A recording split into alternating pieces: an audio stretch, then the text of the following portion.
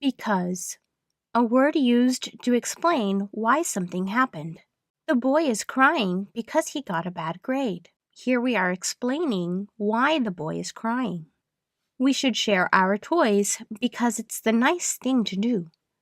Again, we're explaining why something should happen.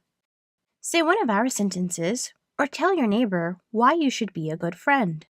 Your turn!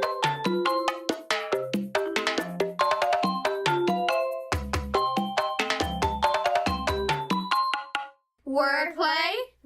The first part of our word is be, and that is formed by be.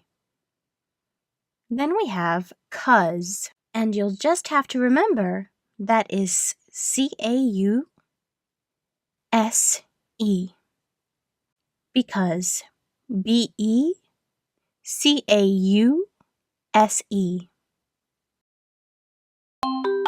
Wrap up? Because.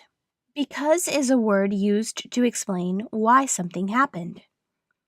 I hope you have learned because it sure does come in handy many times. Farewell.